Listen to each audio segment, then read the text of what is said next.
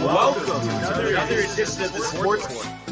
And we are back. We got the full crew in the house. That is what it's all about. The Yankees, out of any team in the league, are the best equipped to handle a blow like this. I think there is a higher power at play here. He's due law of averages. That dude is the ultimate scrub. It's trash. Yeah. Every person you have in there is fucking trash. Next game, you're going to see a big performance. You can see it in the end of the game, and I'm just totally stoked and excited for this. And we are back. Welcome to another edition of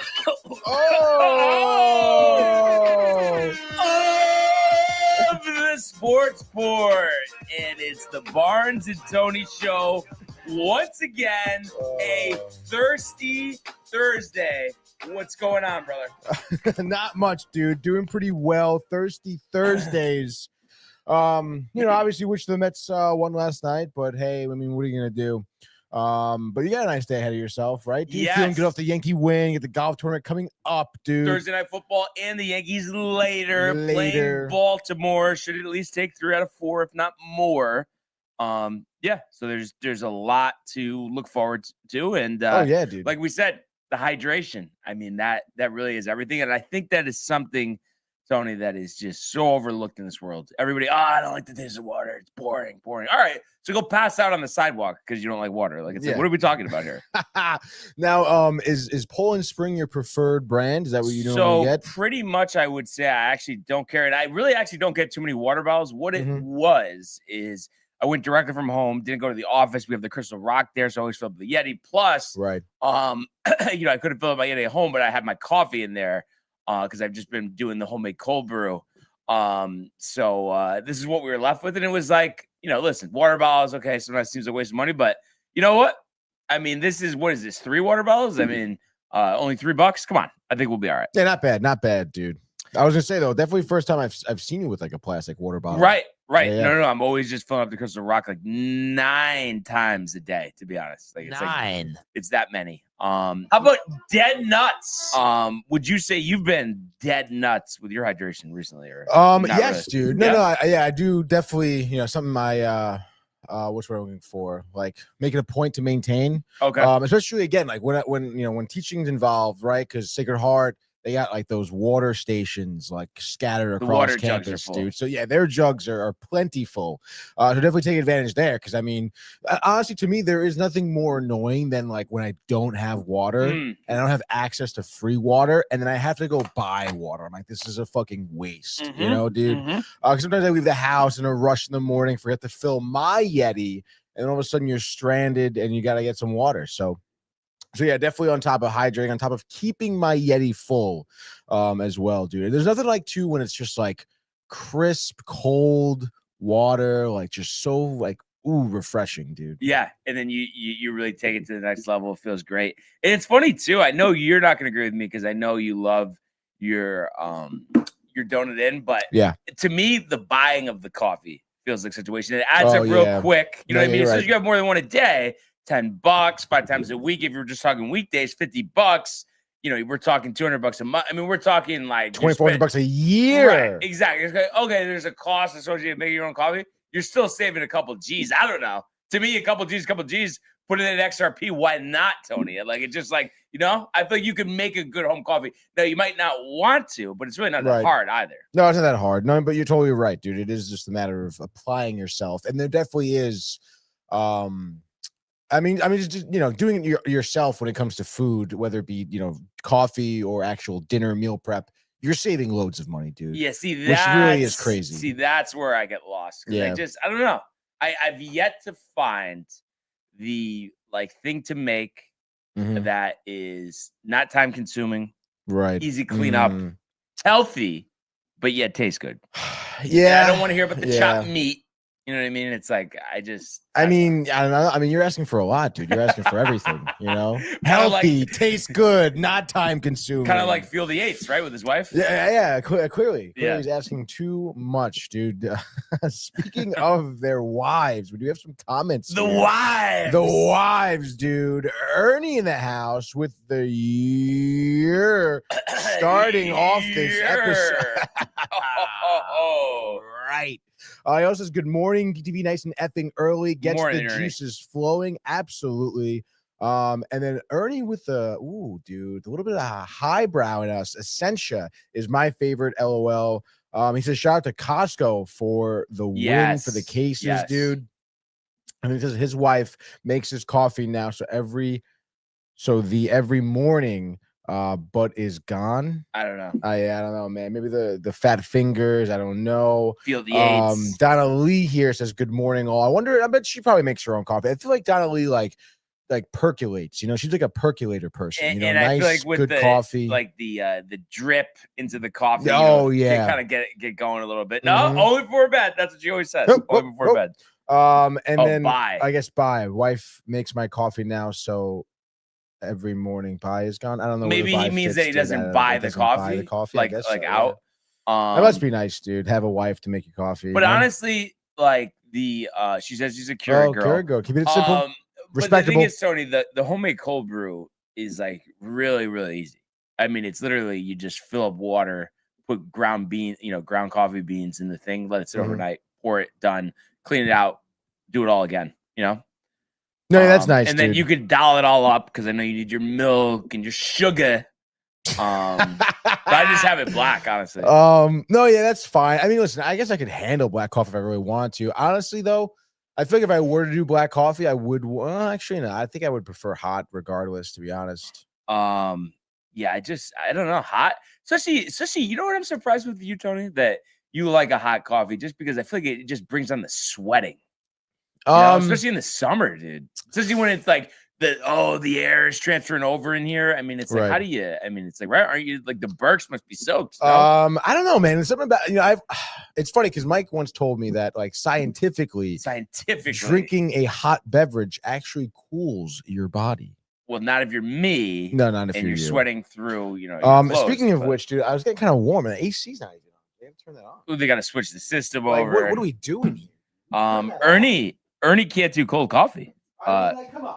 And then Donna Lee says, try agave syrup. Still not sure what agave is. I don't know if we need to set up a conference call with the Velvet Llama, Tony, but I'm actually not exactly sure what agave is. I mean, you're kind of, I'm pretty sure. Listen, I don't even know, dude. I guess let's just look it up, dude. I know that it's like an artificial sweetener, maybe, or not artificial, a natural sweetener. Agave, dude. It seems like, I mean, agave, avocado. It's like one of those things. It's a fucking fad, dude. People get into it, and then like probably some big business bought it all up, and now they're pushing it, marketing. They're selling it to you. They're making lots of money, and now you're all into agave. Maybe Donna bought up all the agave plants in all the entire world, just trying to sell it all. All those succulent plants. Yeah, it looks like agave is a genus over 200 species of succulent plants native to the Americas, known for their rosette of thick, fleshy leaves, sharp tips. Yeah, okay, I've seen agave.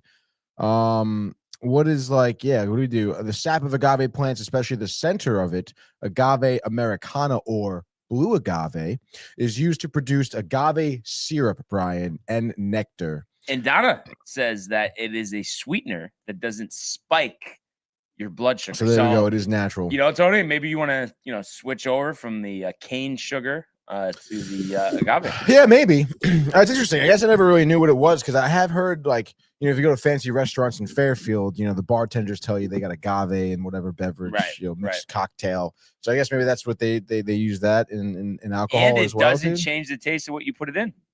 That's what she says. Oh, that's nice. Doesn't change the taste. It's interesting for me, because obviously, just like you, Tony, right? I mean, like a good meal. But one thing I feel like I've never had to worry about is the blood sugar. Because, like, really, even though, like, I, like, really like dessert and your pie and your ice cream and your cake and all that shit, donuts, I actually really don't have it that much. Like, it's like, oh, we're at an event and it's there, yeah, you might go to town. But other than that, like, I'm not really going on my way. How are you with that? I mean, do you have a lot of dessert, like, at home? Are you buying pints of ice cream? Like, what? No, almost never, dude. Yeah, literally, I can't even tell you the last time. Yeah, honestly, me neither, dude. I mean, occasionally, no, I mean, honestly, not even. I don't even buy like cookies or whatever.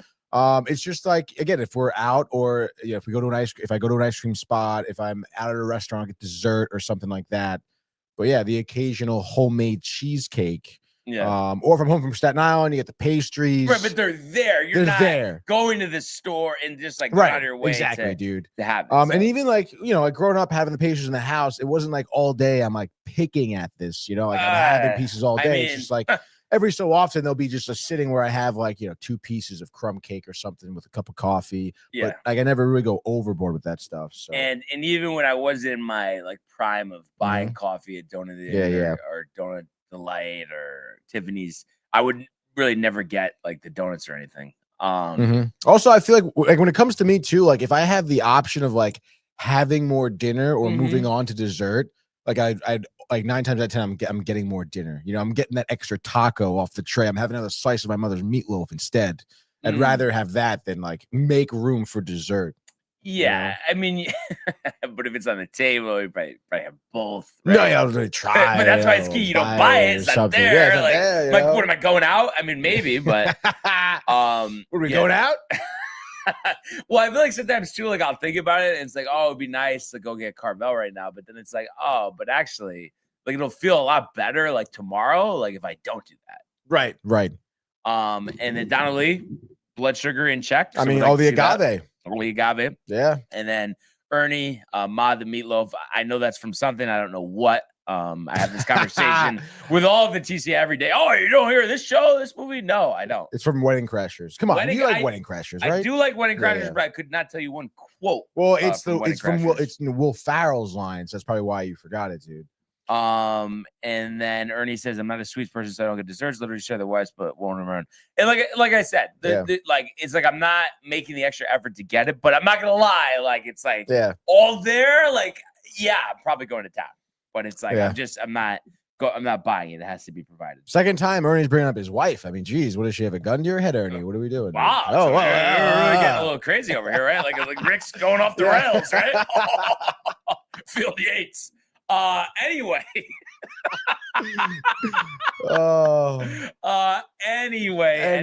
Anyway, a lot to discuss, but it is Thursday. It is the start of week 3. That's so right. Let's start in the world of the National Football League. This kid is special, man. You didn't even think to do that. Gonna run for it. He got it. And there he goes. Oh, the play of the year in the NFL. Throws intercepted by Surtain. Nobody's gonna catch him. Jones through the end zone. Touchdown.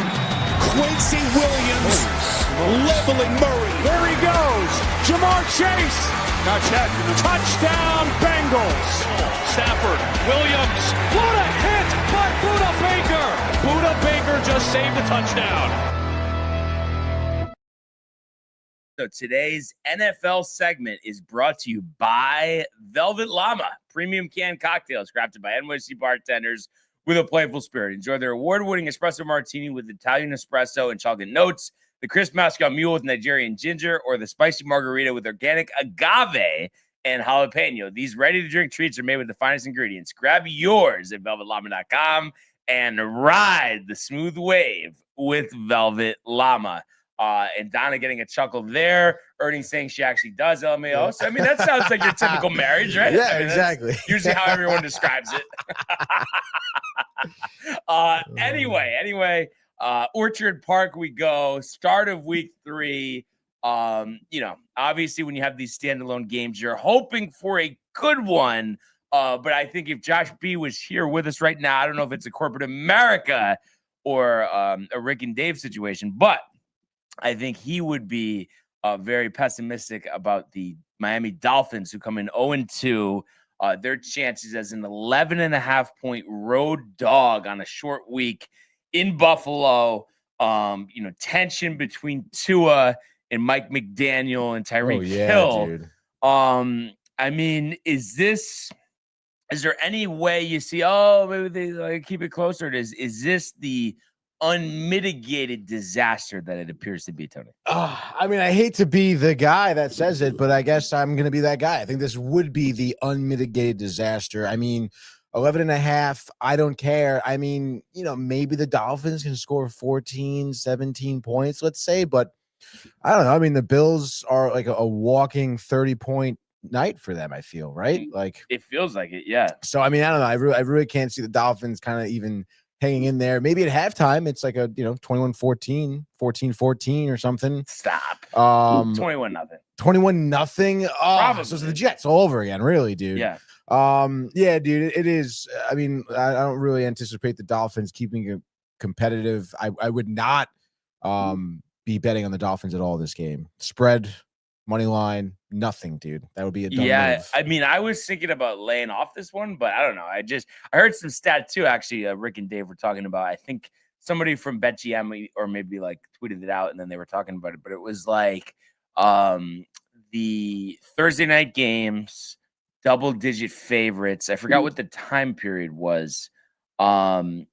But it was like 60% winning percentage. Okay. It was 60% cover percentage. Cover. Oh, yeah. Wow. Okay. Because, if you're putting action on this game, I mean, anytime you're putting on any game, I mean, double digits, I mean, it's kind of, it's a little uncomfortable, but then it's just yeah, dude. If you feel like a team is broken, and this is just not a good matchup for them, then you kind of, go with it. You think about the Ravens, they covered a double-digit line last week, and everyone's saying, oh, they didn't even play that well. They didn't. And they were able to blow out the Cleveland Browns. So you think about Miami here.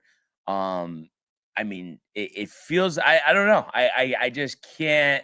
I mean, is it literally like the Buffalo defense just doesn't show up and Tyreek Hill just runs down the field? Is that the only way they could win? That would have to be. Feels like that's not going to happen, though. No, yeah, you're probably right. I mean, and even so, I mean, like, what is Tua going to be even consistently good? Right? Is he going to miss wide open Tyreek Hill? Yeah, he probably is, dude. It's like maybe they can have a good ground game with what's his face, A-Chain.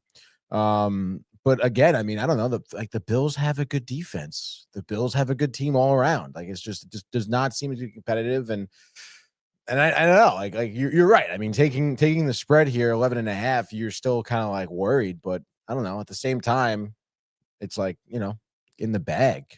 Right. That's how it feels. And I mean, I know it's hard to say. That's how Al Michaels feels. Yeah. just not good football.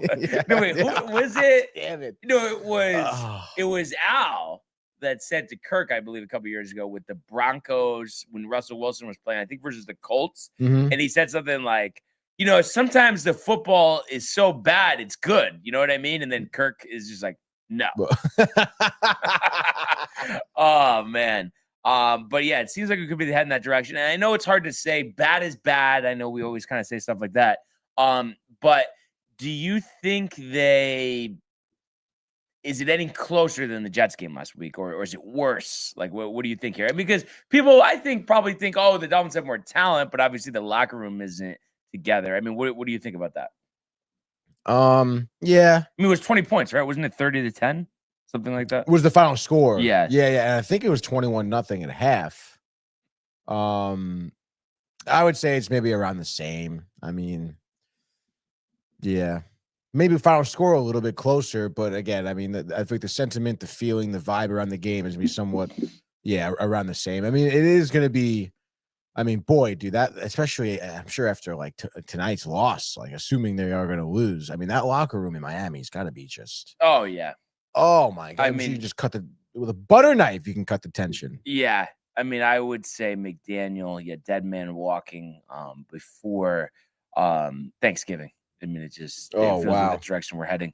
And I kind of have a tough fantasy situation. I guess Jalen Waddle listed as questionable, expected to play, but it's like, he had a good week last week. I should have played him actually over Egbuka. Now it's between Egbuka and him again, but Egbuka missed practice yesterday. Not really clarity on the situation. I guess there'll be clarity today if he practices or not. I just like that matchup with the Jets secondary because I feel like their secondary is not that good.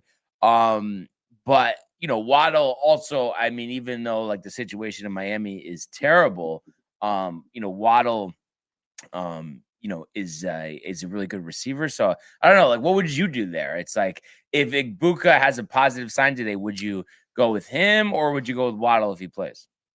Because I mean, they should be throwing the ball a lot because they're going to be down, you would think, anyway. Right.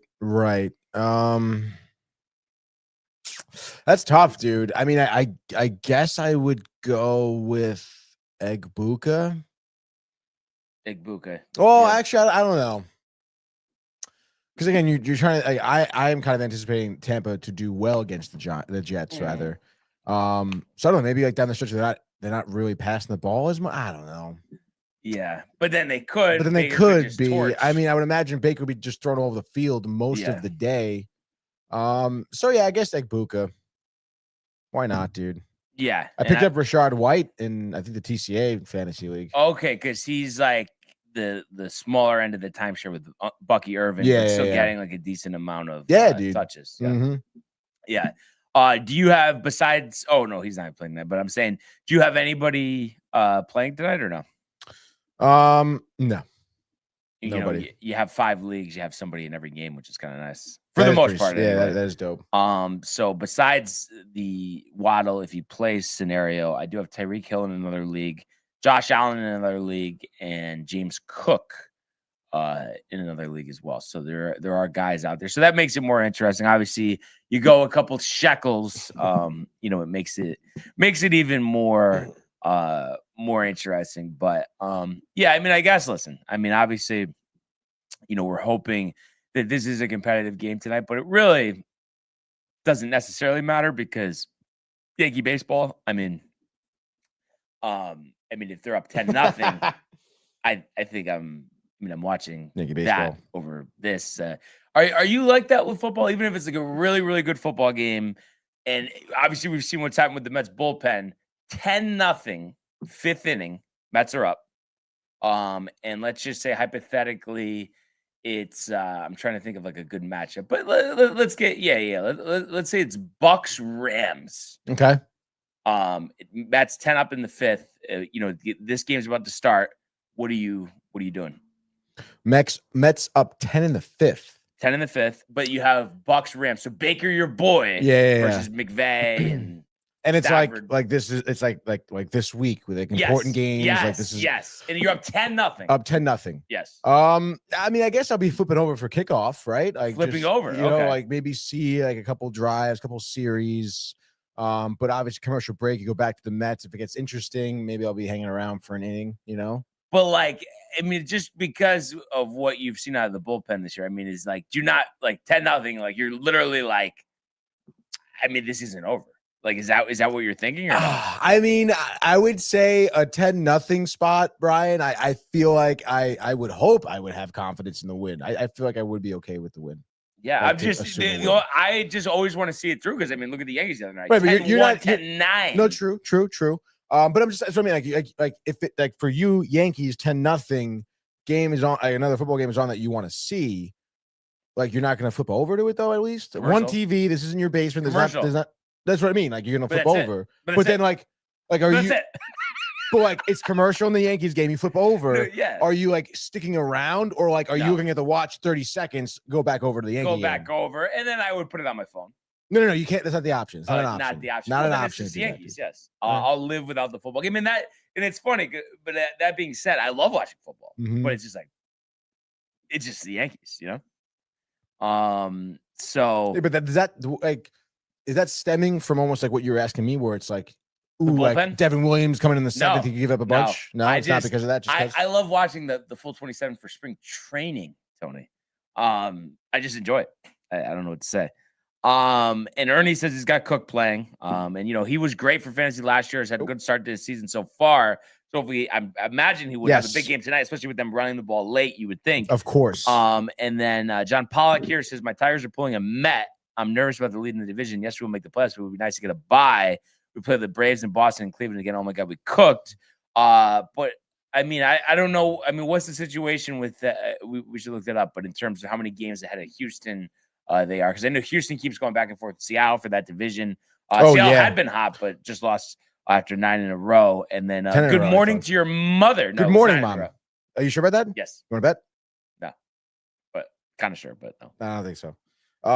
And then John Pog also hit the good morning to my mother and chat. There we go. There we go. And then is that just a Lion and the Lamb with, I'm assuming they're throwing some emojis in here. He's commenting, or Lion and the Lamb's commenting from Rumble. So, okay. Yeah. Rumble's a little bit new to StreamYard. They just kind of got the commenting in there, and it's just, I don't know, I guess maybe the emojis aren't really popping up there, but it looks like they put a USA flag. Dude. Is it the Mets that their minor league team is the Rumble Ponies or no?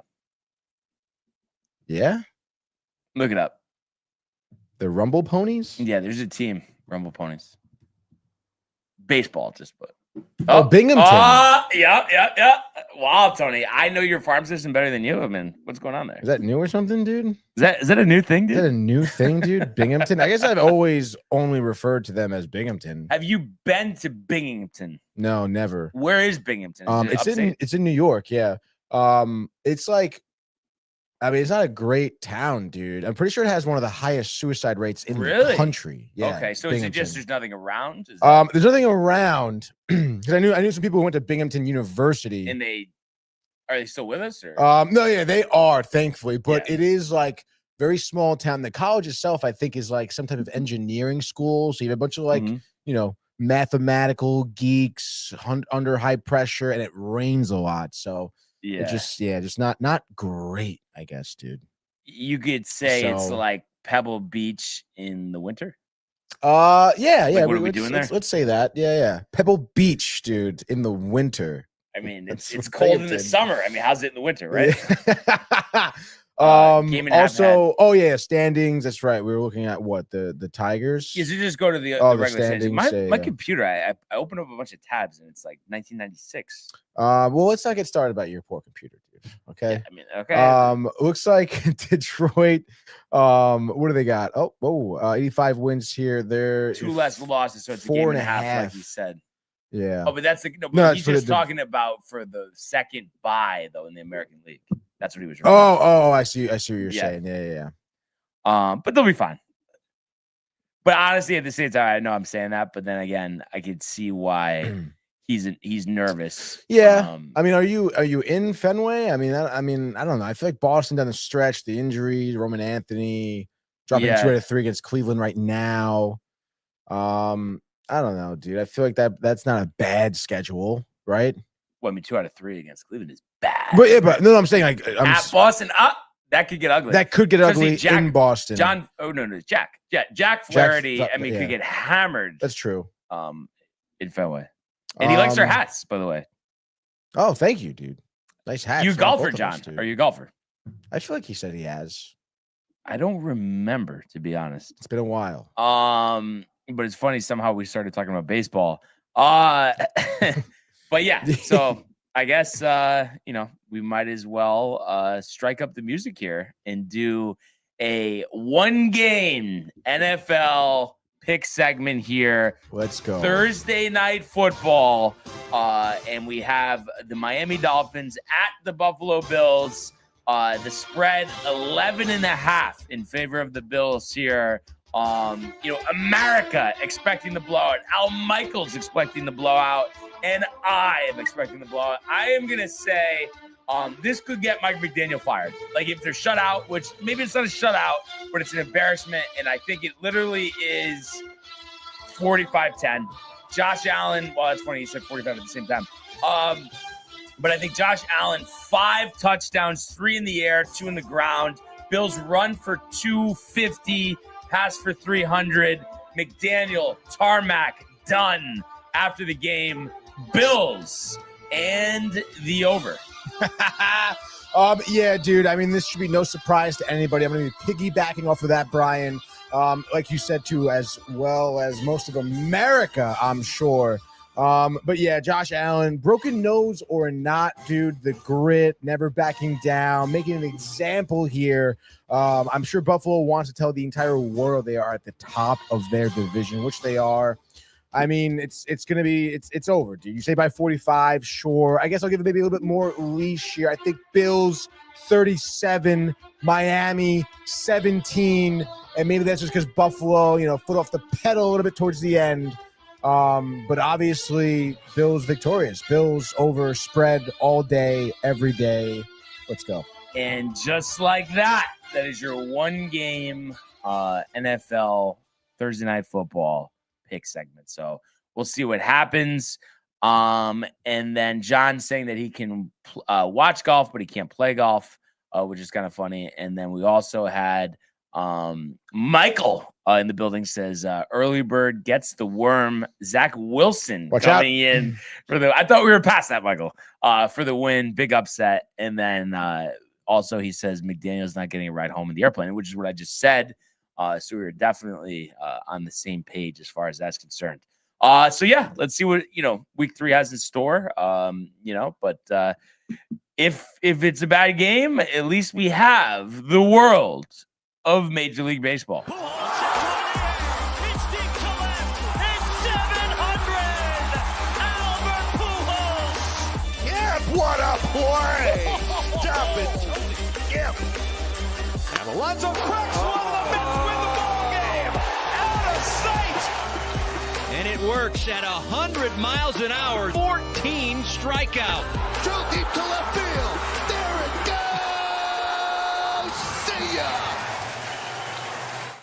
All right. And this is usually when you get that soundbite when we're saying Tony, I can't believe that you're so far off with these days, The what? Is that board still working? The what?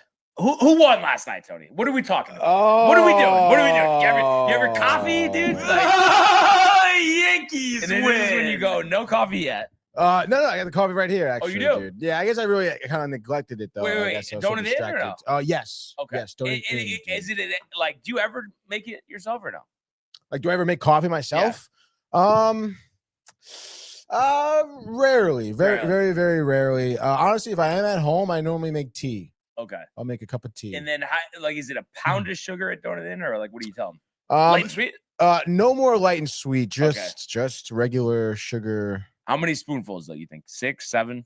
No. if it's light and sweet, they freaking. No, sometimes I watch them on light and sweet. They don't even like scoop it.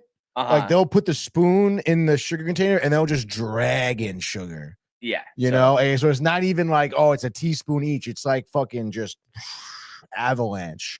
But no, if not, I think it's just like 2 scoops. 1, 2 for normal sugar. Okay. Yeah, and we have Josh B saying, yo, fam. What up, Josh B? Dude, Josh B, by the way, #1 fan on the Rick and Dave YouTube stream this morning the whole time. Had the crown #1 right next to him while I was commenting, I mean, does that really surprise us? It does not, dude. It does not at all, dude. He works hard. The stream. I haven't checked that out yet. Honestly, you should. Honestly, it's like... And I really do think in the back of my head it's because they watch our show. I do think so. Like, it has to be. But I guess what I would say is it is good because every time I'm in the office, I sometimes depending on what they're talking about, I'd rather listen to that than Boomer and Gio because they're on CBS Sports Network. So I usually put that on the TV. But depending if, they're talking about, how much Dave loves football or Field Yates, you know what I mean? But if it's like some, sports breakdown that I want to hear, it would be better to listen to that. And then Josh B, rather in their stream than ours, Michael. A little shot there, but we know Michael's having fun with it. He knows Josh B, the best that there is. And last night, the Yankees having one of the better games here, 10-5 over Minnesota. I think I had it 10-4, if I'm not mistaken, in our preview yesterday. But the offense, obviously the catalyst here with the 10 runs and the 12 hits. And the 3 home runs. Trent Grisham having 2 to get up to, I think, 33. Did he have one 2 nights ago, too? Like back-to-back games? Yes. Yep. Yeah. And, fortunately, bullpen good, starter not. Luis Gil, I feel like still just the command of the strike zone wasn't there. And too many hits, 4 2/3, 9 hits allowed, Tony. 5 runs, 4 of those earned, 2 walks, 2 strikeouts. Has to settle for the no decision. So second consecutive game where the Yankee starter can't get you 5. But fortunately, there's been a lot of concern about the bullpen. And the bullpen last night pitched outstanding. Fernando Cruz, it's good to see him bounce back. Got a big out 2 nights ago. Got us 4 important outs last night. The splitter was working. And then Devin Williams working around that leadoff single.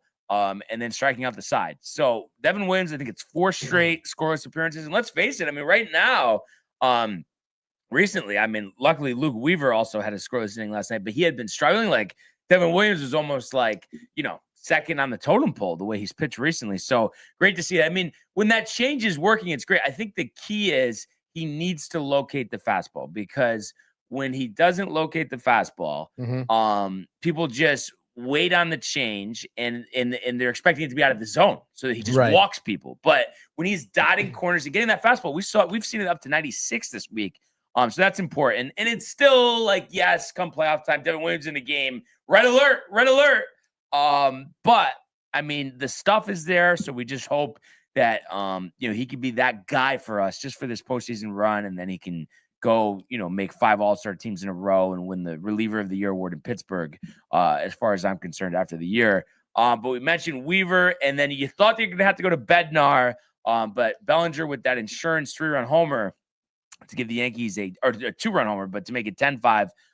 So Doval has another good outing. I think it's been a couple in a row now, but he strikes out 2. So that's the guy too. If you could get all those guys going, the 4 guys that pitched last night, plus you have Bednar, plus you have Tim Hill, that's a lot of options for Aaron Boone if all those guys are locked in. So hopefully that remains to be the case. And before we continue on with this summary, what do we got in the comments? Let's catch up on those, because see, we're talking about Yankees. Just be a little deflection. I mean, I did put it in the JD and TCA chat. So, not to no one's calling anybody out, but just saying. No, yeah, I guess so. I mean, Josh, be a little bit embarrassed here for Michael's comments. Says, damn, Michael, and he said, I forgot about the 8 a.m. start. Laughing emoji. It is tough, obviously, competing, Rick and Dave, we're not normally on this time. So I get it. I'd say it's a pass, you know what I mean? Like, a day without Rick and Dave, I think everyone will be okay. All right. Yeah. Great guys, though. Great guys. Oh, just talk about sports more. Can we just talk about sports? I don't know. Or no. Or we're talking about how crazy Dave is, right? Play Pat in the house as Luis Heel gets sloppy. Josh B, I guess almost kind of maybe, I don't know, just making somewhat of a reason here. Heel still not fully right from the injuries, which I feel like is like a common sentiment. I don't know. I feel like it takes a little bit for Heel to get started anyway, and he did miss a lot of time. Yes, but the thing is, his ERA was great the previous 6 starts, but the command hasn't been great. So it's so tough because I wrestle back and forth. 3rd starter, playoffs, wildcard game. You want Heel or Schittler, because it's like, okay, you could have Cam start, but then you're gonna have Heel in the bullpen, and you want someone in the bullpen who doesn't always throw strikes. So you know what I mean? It's like kind of a tough thing, but then you don't want him on the hill giving up 9 hits in a playoff start either. So it's gonna be important what these guys look, like. I guess they have probably 2 starts left this year. Yeah. So let's see what they look like. Play Pat brings it up. Says, I don't know if I can really trust Cam Schlitty in a big spot. Which I don't know. I mean, Josh B here says you can trust Cam still. He has the mental, I want to say is what he means, and the stuff to do it.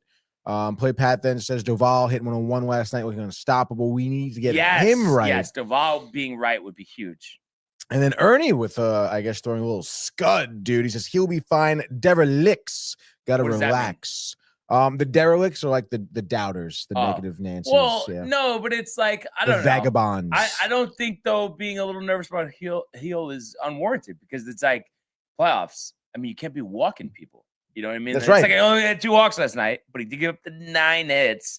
And then you think about, too, you don't want someone starting a playoff game that's walking people. So, I mean, what do you think, Tony? I mean, is it, what would you lean towards? I'm almost thinking Cam. I don't know, though. No, just because I'm worried about him walking people, and then and I don't want him walking people in the bullpen. Like, and I feel like Cam in the bullpen throwing 100. I mean, that could be pretty electric. Cam coming out of the bullpen, you're saying? I guess so. I mean, I don't know. I mean, do you want it? Wouldn't you rather have Cam in your rotation though, or you? No, I'm saying bullpen.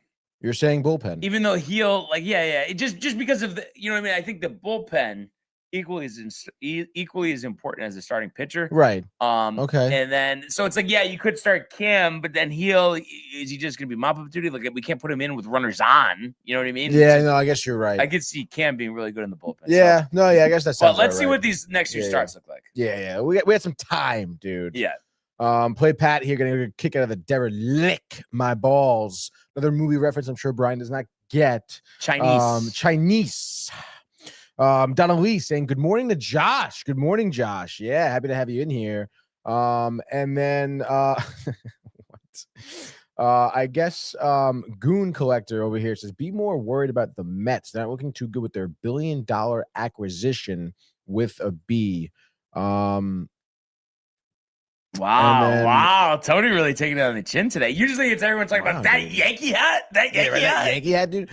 Goon says, holy snap. Tell the guy with the Mets hat to let his mustache corners to grow out. Man looks like a young Mattingly.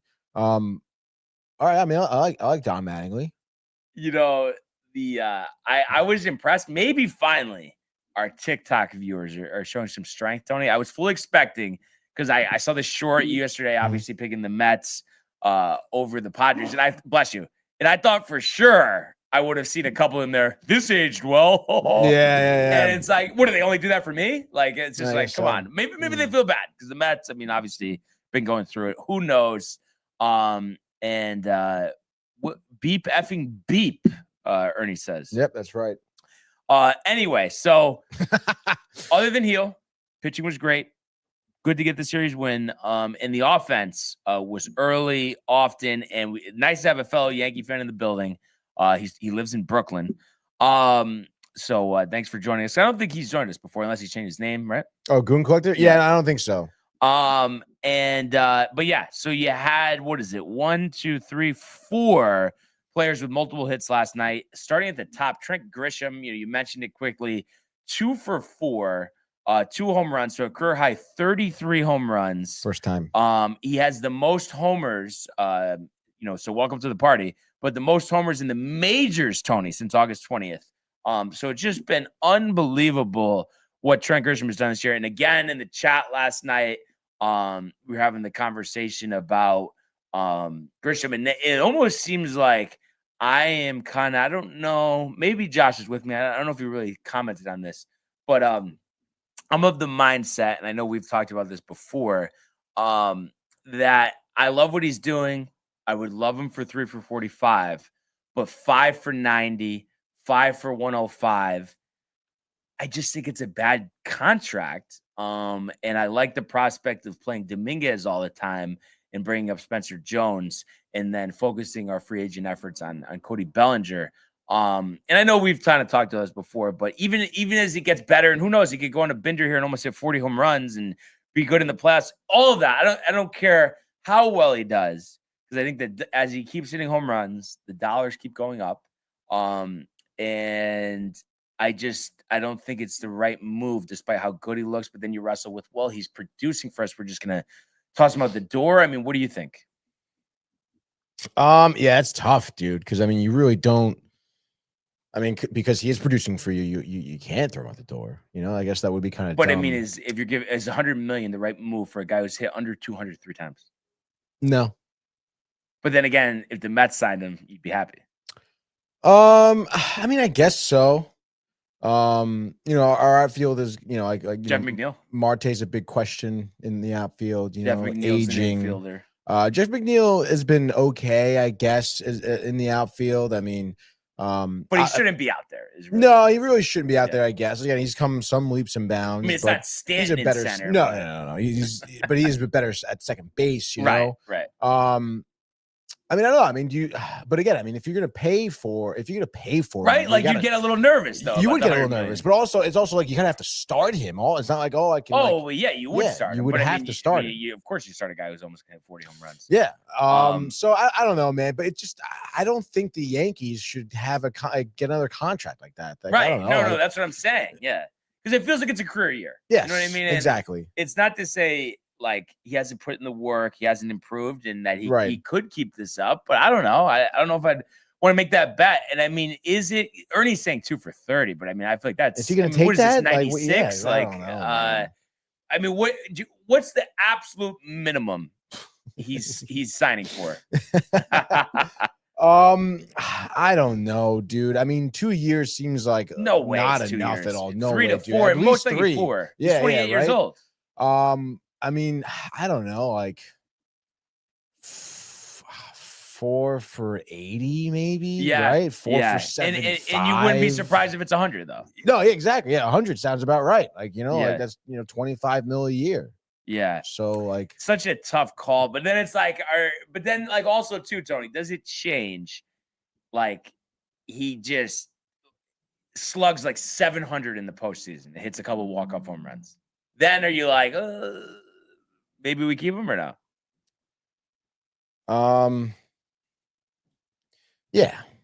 Yeah, at that point you got it, dude. Right? No, I mean you kind of have to. But It's like, it doesn't really matter. Like pay the 4 for 100, Yeah. and if he just sucks next year, then it's like Let's just add it to the bad list of contracts. that's what I mean. And then just fucking, I don't know, eat the contract then, try Yeah. like, you're gonna have to do that. Like, I don't know, I know. but you're the Yankees. Like you Yeah. should be able to do that. Like you have the money, like, and then it's like at that point, if you're just transparent, you're like, well, the guy was killing it for us. Like, what are you gonna do in that scenario? Well, it's just the thing that I wrestle with too is like we finally got to start at Jason Dominguez. I guess he had some type of tooth infection or something that was affecting him, but he plays last night, has a double, 2 runs scored, and what was it? Was it 1 stolen base? Oh, 2 stolen bases.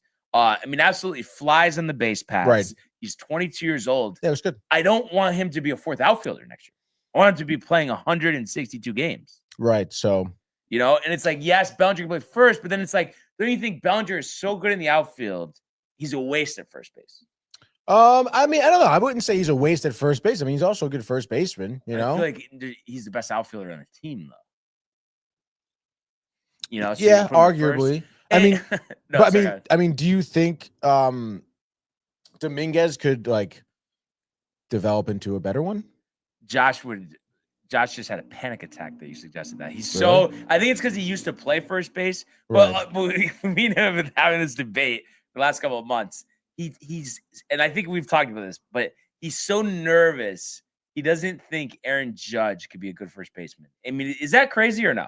Because Aaron Judge is agile. Why couldn't he be a first baseman? What are we talking about? That is pretty crazy, and that's definitely a lot of negativity coming from Josh because I feel like an athlete like that, like Judge, I mean, he should be able to, I feel like, translate well to first base. And we also have Ernie on the line right now, possibly having a thing or two to say about Josh Beard. Ernie. What up? What's going on, brother? Dude? Not much. So I cut, I guess, with the delay or whatever, I cut into the part where Barnes was saying Aaron Judge at first base. And that's actually where I wanted to go with this. That's exactly what I wanted to say. Wow. I think we keep Grish. We get rid of Goldschmidt at the end of the year. Okay. And then what we do is Aaron Judge at first, Dominguez, Grish, and Bellinger in the outfield. And we go ahead and finally get off the Jones boat and get ourselves a solid pitcher. You can package him with Bobeek like we were talking about yesterday in the chat. I don't think we need to get rid of Dominguez. I think we can keep Dominguez, keep Grish, keep Bellinger, transplant Aaron Judge at first base, start that in the offseason, have him platoon it with Bellinger and still have him in the outfield every now and then. You can maintain Stanton at DH. Ben Rice has been catching more and more lately, so he's probably going to be your catcher come next year. Mm-hmm. So, I mean, I don't really understand why we would need to get Grisham. We have the room, the space to keep him, and I don't see why Aaron Judge can't play first base. Why is an athlete like Aaron Judge, one of the best players in baseball, why wouldn't he be able to just transform to a first baseman where that position, it's hard, but it ain't the hardest position on the field? Yeah, no. I mean, he's an athlete. He could handle it. So I know Josh is big on the he can't. Other than that, I haven't really heard anybody say I don't think he can. But also too, you were suggesting 2 for 30 for Grish. I mean, obviously, I think it's going to be well higher than that. But what is like your max, Ernie, that you would be comfortable with giving him money wise? 4 for 60. 4 for 60. But if it's 5 for 100, you're walking out the door. I personally, I don't like 5 for 100 because what outside of this year, what has Trent Grisham shown to that he's a $100 million contract guy? Well, no, that's what I'm saying. And I just feel like, he's 28. He's looking for his payday. So, and Josh even said that somebody was going to overpay him. And like I was suggesting, I mean, I wouldn't be surprised if the Mets gave him a contract offer. Mets. Yeah, but you know what? I think, and I talk to this a lot. I've been talking to it a lot all season. I really do think that the chemistry on the team and the players that I like, you can see it in the dugout. You can see it when they play together. Like, bro, I think if the Yankees offered Grisham a respectable contract where it's like something like 4 for 60, 4 for 75, maybe. You know what? 4 for 75 would be my max. But like 80, 90, 100, I don't think I hate to say that it's not worth it, but I just don't think I don't think it would be a smart move for the Yankees to do that right now. Yeah. You have enough young talent. You don't have to go spend $100 million on Grisham. Yeah, well, and I just think too, but like not so much what we want, Ernie, but what they're gonna do. I just feel like they're gonna want to re-sign Bellinger, and then they're gonna look at Jones and Dominguez and say they could fill the void for Grisham. And not to say that it's necessarily the right move, but can't you see them going down that avenue, especially if, like you're talking, it's going to be around $80 million. It just feels like they're going to do that. I don't know. I mean, not that it's the right move, but it just feels like that's something that they would do. Isn't Kyle Tucker still available next year? Yeah, but I mean, talking about contracts, I mean, I think that's at least 400. No. Yeah, but that's what I'm saying. Like, bless you. Thank you. Maybe you don't sign any of them, and they go after Tucker. Yeah, but don't you think you can't let Bellinger go? I understand maybe Kyle Tucker is a better hitter. No, you sign Bellinger, but what are you going to have to sign Bellinger? What's the max you think Bellinger's going to end up having to take? Well, I don't think he's going to take a max contract. I think he's going to take a little less to stay with the Yankees.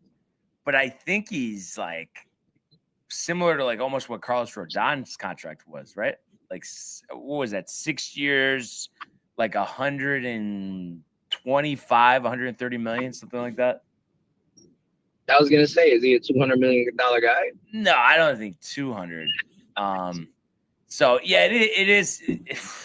It's tough, but I guess off-season decisions, and it's interesting too. We have a live comment here. Goon Collector says, "Why do we want to trade a potential stud for a pitcher? Why do we need pitchers if next year we're gonna have Cole, Fried, Heel, Schlittler, Clark Schmidt, and Yarbrough back? With Yarbrough, I mean, we might want to put on waivers, but what do you think about that?" I mean, I still think Paul Skeens is going to be – I think we need to go after Paul Skeens. I don't care what we have right now. Like, if Paul Skeens is available, you go after him. If there's a possibility you can trade for him, you entertain the offer, bro. It's Paul Skeens at the end of the day. Yeah, we have Cole, Fried, Rodon. You can name the names, but now you go ahead and let's just for shits and giggles say next year the Yanks sign Paul Skeens. Now it's Cole, Skeens, Fried, Rodon, and you can choose between Schlittler, Heel, Warren. Let's say you got to give all of them up. All right, that's fine, bro. You're gonna probably have to give. No, I think you have to give all of them up, and then you have to give them Jones and like Lombard. Like that's the type of package you're gonna have to get. Pirates have ultimate leverage. This isn't MLB The Show, Ernie. Like, you know what I mean? It's like we're gonna have to give a ton. Give them Jones and Volpe and Lombard. Give them Jones. Why don't we give them Austin Wells too while we're at it?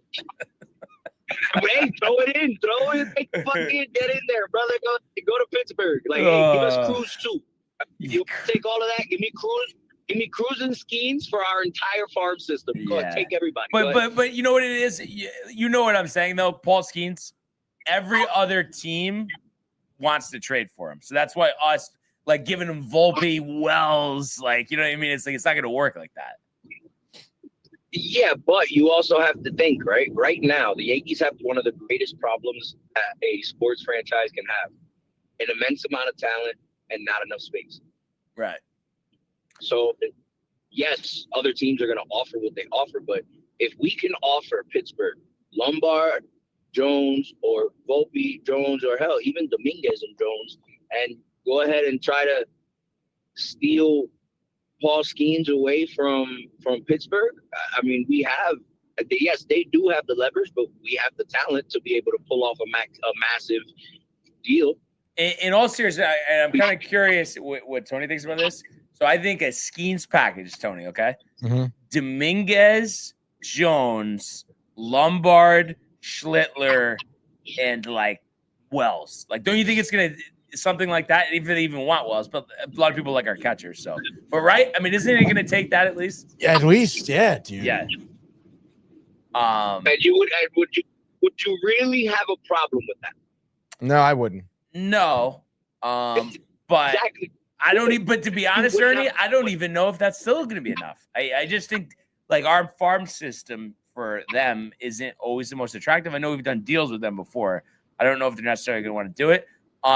But the one thing I do like, and we were kind of talking about this in the chat last night, I like the idea of Caballero being the shortstop next year.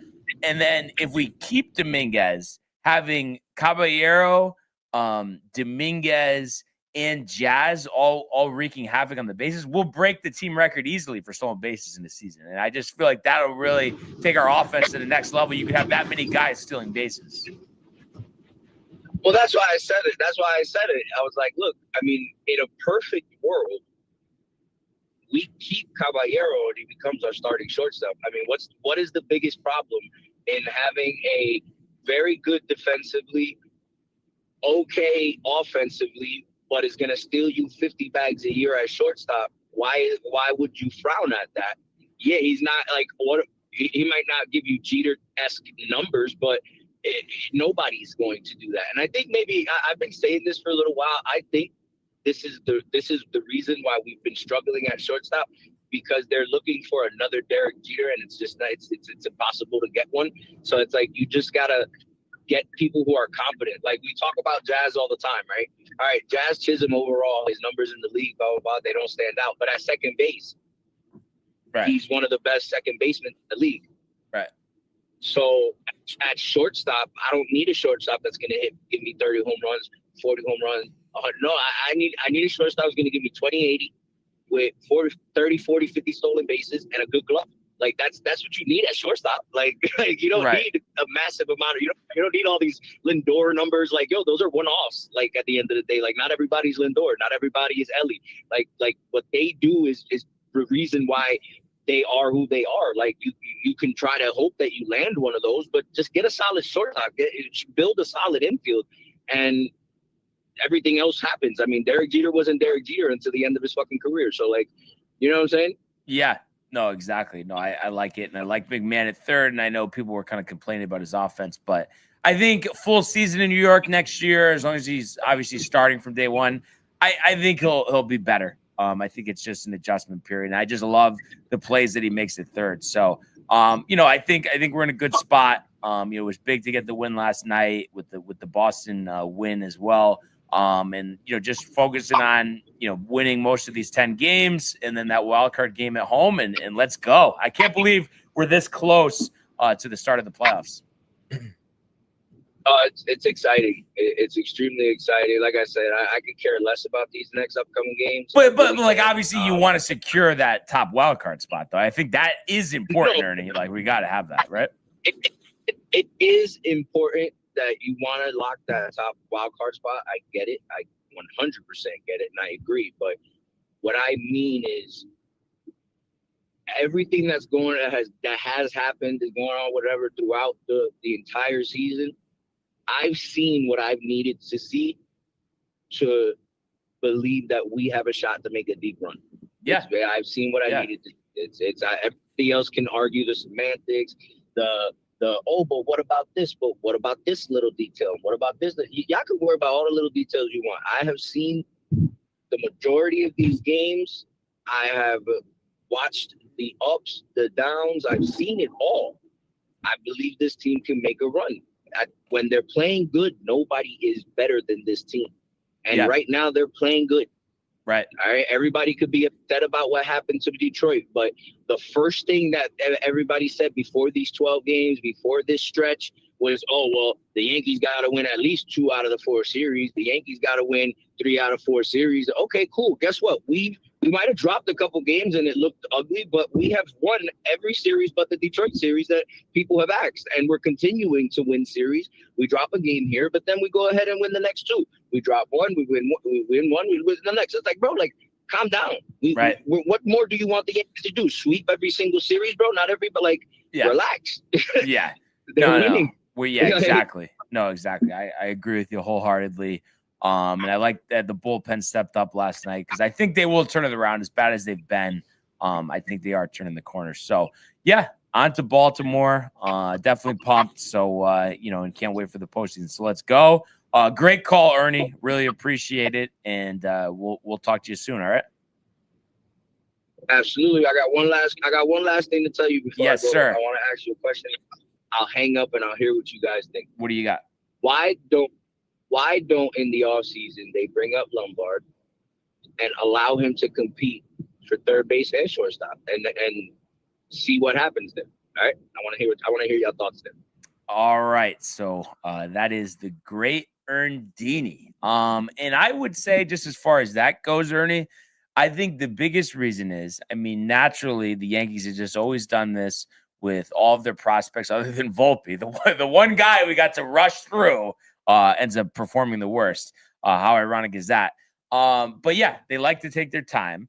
And the problem is, even though, I've heard from Corey that Lombard has been improving as the season has progressed there in Somerset. The point is, he's played 108 games there. And he has a 695 OPS and is hitting 215. So the 24 stolen bases are nice. 8 home runs is a little light. He is playing good defense. But I think, too, they're probably a little scarred from what Anthony Volpe has done when they brought him up. Maybe brought him up before they wanted to, had him skip AAA entirely. I think they want to make sure that doesn't happen again. And they want him to be more comfortable. So that's why I think he'll play with the team in spring training, but then I would say he's a lock next season, barring injuries and him kind of going off to be in the minors for most of, if not the entire season next year. And he's only 20 years old right now. So even if he doesn't play next year, the following year, he'll be 22 years old and he can be a starter. But I don't know what you think, Tony. No, yeah, that makes sense. Goon Collector says it right here too. Offensive numbers are just not ready for the majors right now. So, listen, if the guy's not ready, the guy's not ready, and I do think maybe, in the back of their heads too, they're thinking about Volpe and not that I don't know.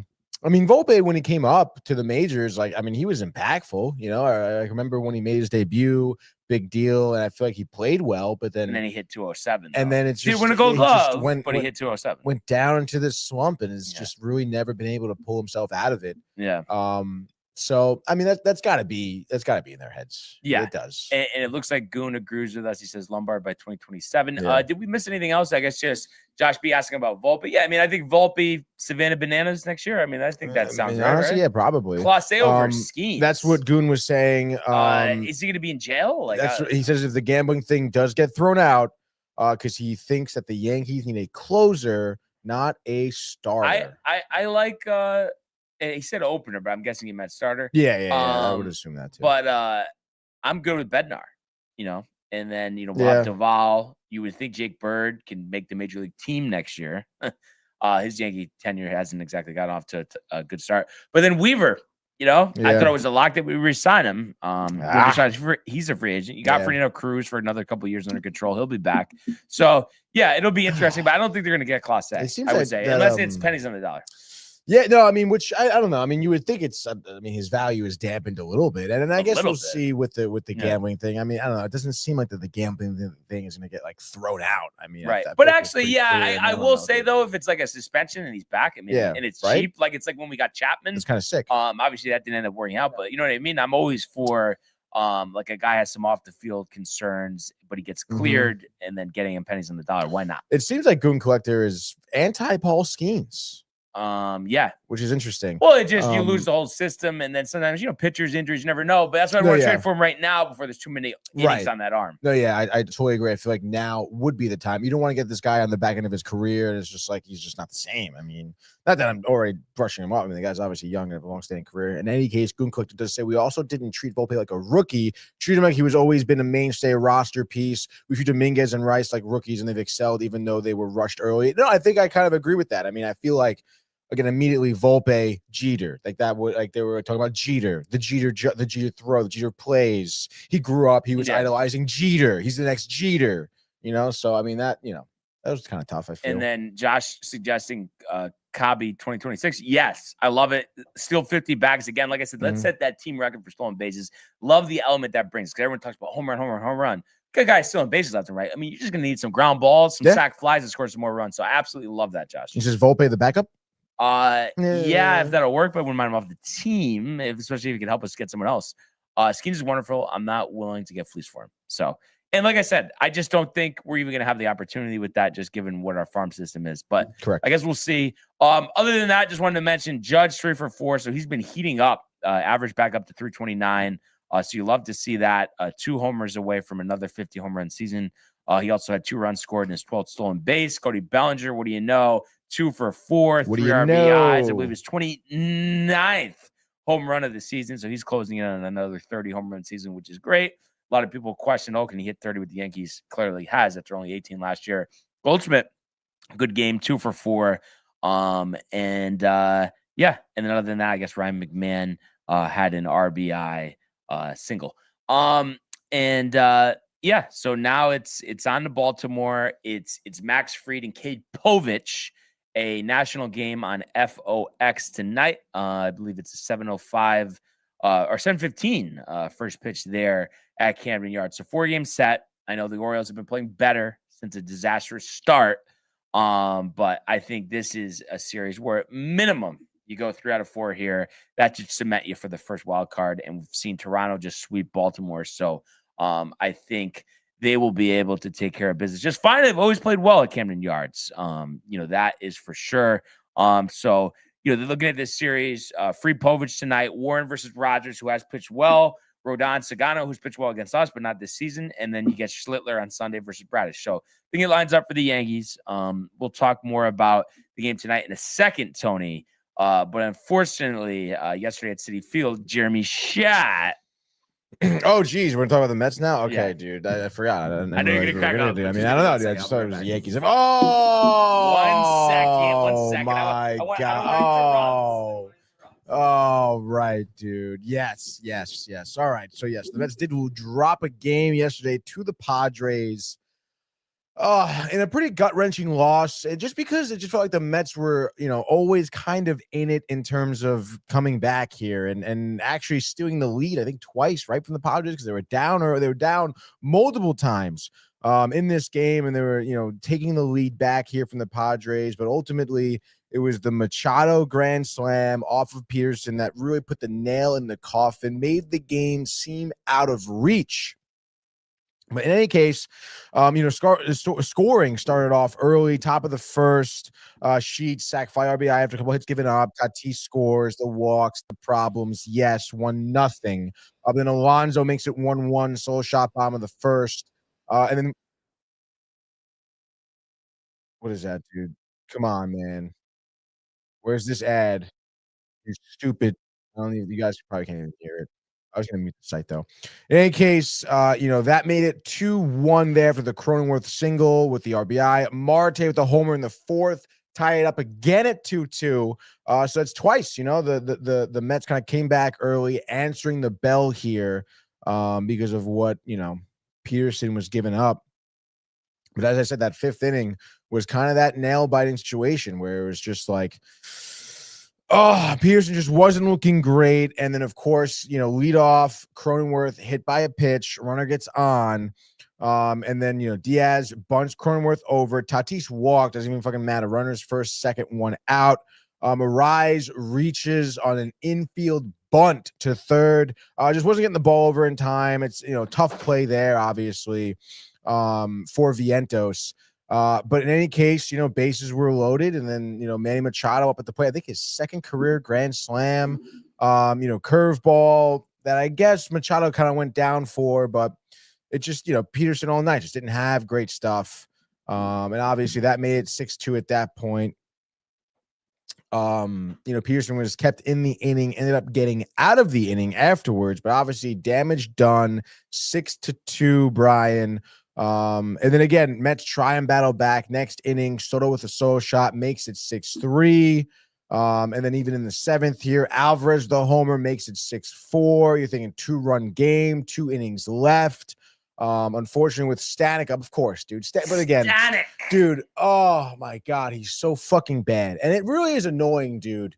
That was probably one thing that was really irking me last night is the fact that, the Mets have these bullpen pieces that just throw gas, like Helsley throws 100. Has he been Stanek pitching throws better, 100, Helsley? I mean, dude. I saw he pitched in score inning last night. Yeah, I guess so. I guess. But it's like, I don't know. Damage done. Yeah, dude. And damage has been, it's not like he's getting brought into, in a situation where we have the lead or anything. Like, it's not even a high pressure, high leverage situation, So it's not like I don't even care. I look at good. That's fine. But then, like, next time we call you in a 1-run game for a save or a hold, like, you fucking get the job done. Like, that's what I want to see out of him. And until that, I don't want to hear, oh, Hells has been looking. I don't care right now. Okay. And then on top of that, like I said, dude, it's just annoying that we have these guys, Stanek, Helsley, Diaz, throwing 100, and they're still giving up runs. They're giving up hits. They're giving up home runs. So it's like really annoying in that case. And it's like, I don't know. Again, like, I don't know. But Stanek here gives just a sweeper that was just middle, and it's just like, I get it. Maybe like batters are fouling off your fastball, but I don't know, dude. I mean, I guess what it boils down to is the fact that Stanek and Helsley just like maybe don't have as much control of their fastball. I guess maybe that's what we could boil it down to, because you see it, dude. It's like they would maybe try and like hammer the inside corner on their fastballs, and they're missing inside, okay? Or they're missing outside, or something like that. And it's just like they're missing the strike zone, and then you see them try to adjust, and they just fucking pull the ball so much, and it just goes far outside on the other side of the strike zone.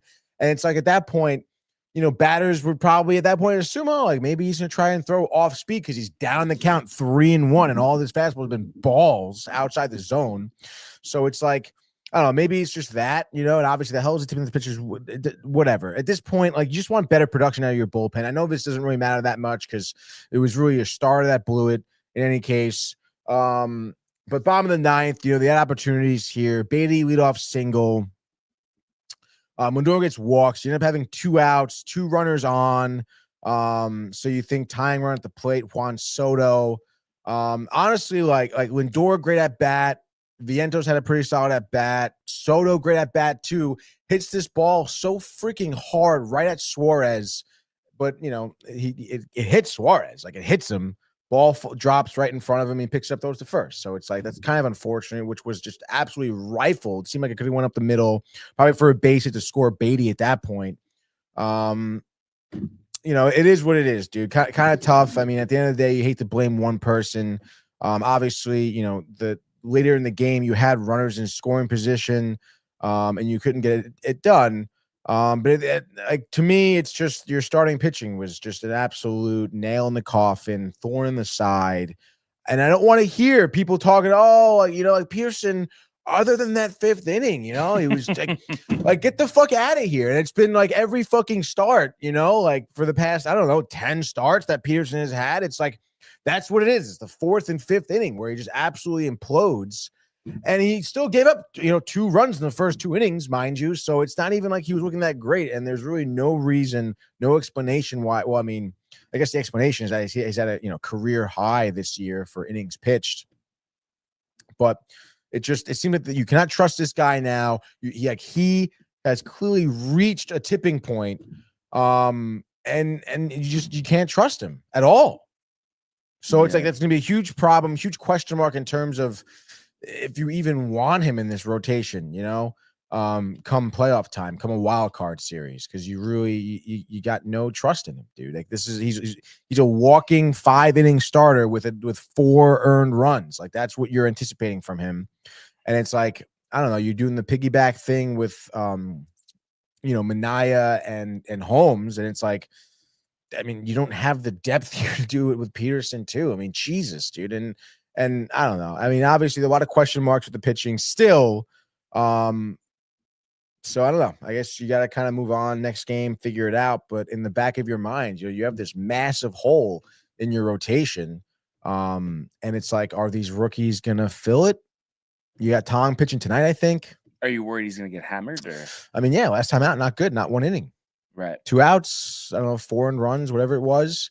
I don't know, man. I mean, obviously, Tong, young, maybe he could adjust the pressures. I mean, everyone loves talking about how the vibe of the team and the dugout and stuff like that. It seems like he's having a good time. You see him spending a lot of time with McClain and Sproat. So, I mean, that's cool. But, I mean, you look at Tong's last outing. Look at actually every one of his outings. I mean, all his hits come off his fastball. So, it's like, I don't know, throw harder, paint the corners. If not, like, start throwing different pitches. Like, because obviously batters here in the majors are keying on that fastball. I think it clocks in at 96, 97. So it's like, you're not throwing 100, I guess. Maybe it doesn't look that fast off your hand either, or you're just not getting, you're not as accurate or locating the pitch as much as you think you are, but you're not fooling anybody, it seems. So obviously, like, figure out your location or throw a different pitch. You got a good curveball. You can throw your changeup too. So I don't know. You got to figure something out in terms of deceiving these batters. Because if not, it's going to be, you're not going to last long. You get a lot of runs. And obviously we know with, the offense this Padres team could have, which sucks. Because I feel like for the past 2 nights, Brian, the Mets offense have been doing their job, getting to King early, getting to Pivetta early, right? Making them give up runs. All right. You're making the Padres go into their bullpen early, which is good because their bullpen is great. And now it's the 3rd game of the series. Like, their bullpen could be a little exhausted. They've been using guys back to back. They don't have a ton of more fresh guys, I guess you could say, out of the bullpen right now coming this game 3. So again, maybe get to a, now you get to the bullpen tonight. I don't know, but like, I mean, it's not sustainable to try and ask your offense for 7-8 runs every night. This is not going to happen. Like, your pitching's going to have to win games here. They lost you the game last night. Your offense won it in the first night. So it's like, I don't know, dude. There's going to be some type of trade-off here. Confidence is kind of low, but, you want to say Tong's going to have a bounce-back outing. I mean, I doubt that he's going to last less than an inning. Like, that's not going to happen again. Yeah. But can he go 6 strong or? 6 strong, I think, is best case scenario for him. Yeah. Like, it's not like I'm expecting 6 strong. That's best case for me would be 6 strong. Yeah. And you just hope you get to Randy Vasquez, who has been a little up and down this year, but has shown he can string together some strong performances. So it'll be interesting to see what happens there. I know that's one of the first games of the day. And speaking of games and predictions and picks, what did we look like yesterday? You had a good night, dude. There we go. Or day or whatever you want to say. You went 5-1. I went 2-4. So you pick up 3 games. There we go. 3. Wow. Which is pretty sick. But right now, as it stands, I'm 58-46. You're 56-48. So 2-game difference here, closing the gap.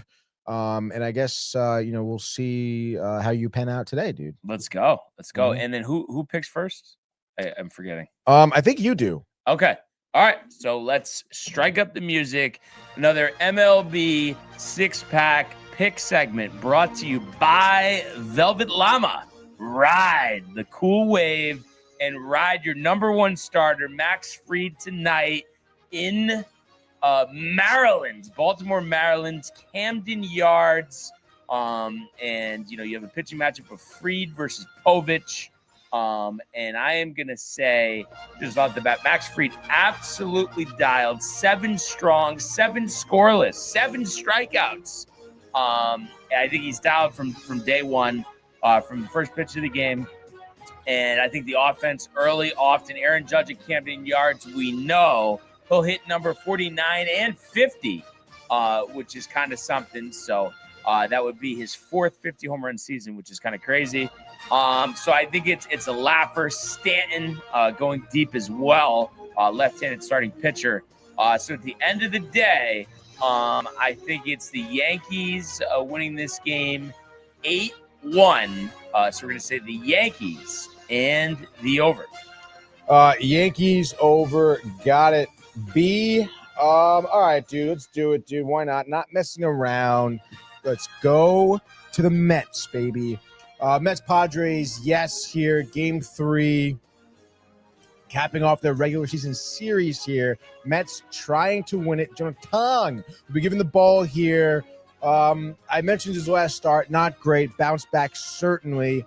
I say he does look at that fastball. Okay, and I say it is a problem for a lot of these Padres batters. Obviously, first time seeing Tong, this Padres lineup. And not a ton of tape out there. And I think maybe they're taking for granted. Maybe they're thinking, oh, this rookie in over his head. He's being thrown to the fire, forced to be a starter because of the lacking of high-octane stars the Mets have had. So I think they'll be surprised by it, dude. I think they'll be lost. And I think that Jonathan will go 6 strong. We're going to go 6 2/3, 2 earned runs. Okay, dude? Giving the Mets exactly what they needed. I'm going to say, I don't know, maybe a Pete Alonso homer. That would be his 38th, I think, of this season. Juan Soto maybe with the 42nd as well. He's having a great year in terms of the long ball. Also getting his 100th RBI. I feel like no one is more deserving 100 RBIs than Juan Soto. We know about the solo shots this year. A lot of guys on base for his homers. As the Mets take this game, take the lead early off of Vasquez, hold it the whole time, never lose it. Mets win this game. I'll say 6-3. So give me Mets, and that's just on the over, dude. All right. So you look at the last 2 days, the Milwaukee Brewers have won exactly by the final score of 9-2 over the Angels. I don't think we go trip 9s. I think that's a little strong. But I do think they get the sweep here. Quinn Priester going against Yusel Kikuchi. And I want to say this is a dominant performance from Priester, from the Brewers. Christian Yelich back in the 30-100 club, which is nice, with a home run tonight. Joe Odell, though, will have his 37th in what has been a breakout year for him, despite a lost season for the Angels. But at the end of the day, I think it's Brewers winning this game, let's say by the final score of 7-1. Brewers and the under. Brewers are looking good, dude. Brewers under. Crazy to think what they will do in the playoffs, honestly. I don't know. Who knows? Not me. But let's go to another game at 110 here. Let's go to Detroit, dude. Why not? Skubal against is it Tanner Bibby, excuse me. Here against the Guardians in Detroit. You know the deal. Comerica Park, Brian. Over under 7.5 here. Obviously expecting a decent enough pitching matchup here with Skubal pitching and Bibby, who has a 4.44 ERA, 10-11. Maybe the offense can wake up a little bit. We know Detroit relies on that good pitching. I say Skubal gets his what does that say? 14th win of the season. And I'd say it comes pretty easy to him, to be honest. 7 innings, 1 earned run. Detroit scores a few, maybe 4. I would say Guardians, maybe 2. With like a Ramirez, I don't know, maybe a 2-run homer or a solo shot late. Regardless, give me Detroit. Give me the under. John Pollock. Nice, was it sigh of relief, dude? Yeah, I'm sure there would be a sigh of relief. And I'm going to go to Kansas City. We've seen a split between these two teams the first 2 of this series. Obviously, Mariners looking to win that AL West. Luis Castillo versus Stephen Kolek. Give me the Mariners. Like we've talked about, they've been hot. Cal Raleigh, the media's going nuts. He probably hits another one into the fountains for 57. I mean, it is impressive. Yeah, but Judge is better for MVP. Anyway, I don't know. Yeah, give me Castillo, 6 shutout innings. Mariners 4-0. Mariners in the under. Mariners and the under, dude. Seattle under. All right, let's go. 3rd game, last game. They say it's going to be the best game, dude, but I don't know. Oh, my gosh. The Giants need to lose So I'm going with the Dodgers here. Let's go, dude. Dodgers leading the regular series here against the Giants, 2-1. They're playing them at home. Looks like a 4-game set. Yoshinobu Yamamoto on the bump against Logan Webb. You think about offense recently for the Dodgers winning 5-0 last night against the Phillies. Love to see that. Solid offense, great pitching, which we'll find here tonight. I would say a similar score, to be honest. Giants put up 2. Dodgers, Dodgers put up 6, I'll say, because I want the over here. Give me Dodgers over there in L.A. And just like that, that is your MLB six-pack pick segment. So back on the diamond we go, and we strike the music back up for another edition of the Immaculate Grid. So the Mets in here as well, and some good columns here for sure.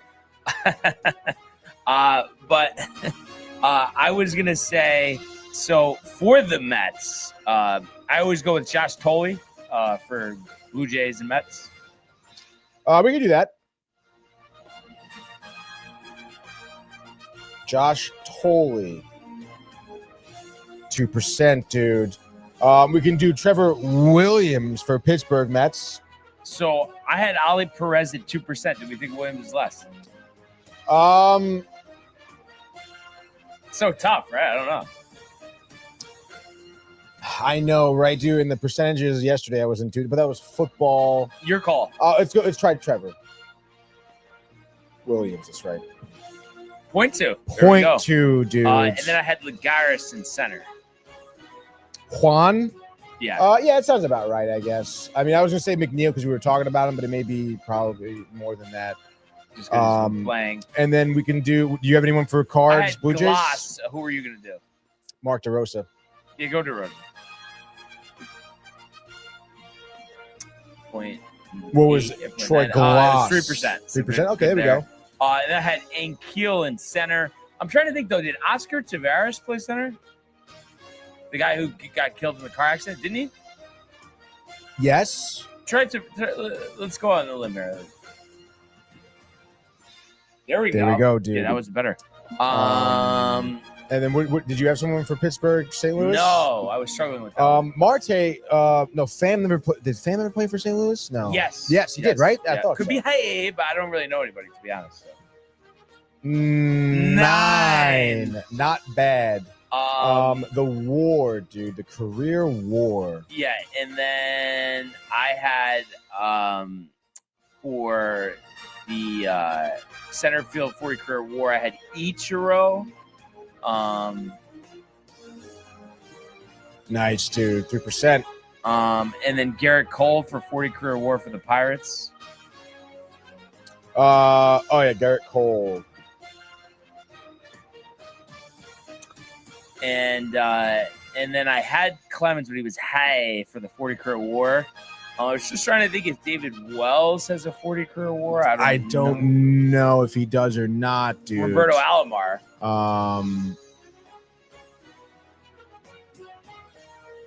Roberto Alomar? I mean, he definitely does, right? Yeah. Do you want to do him? I kind of think so, right? Well, if I can spell Roberto right, maybe it'll pop up. There we go. 9%, which is lower than what? 32. Oh, I forgot that was it. All right, so yeah, that's it, dude. Solid grid there, but another grid to go: a sport switch, a music switch. That's right, dude. I hit the wrong thing. Go over to the football. There we go. Let's get the. Here we go. Yeah, baby. All right, dude. So I actually have some good ones here. Oh, Miami Bills. There we go. For Bucks, 10,000 career passing yards, Trent Dilfer.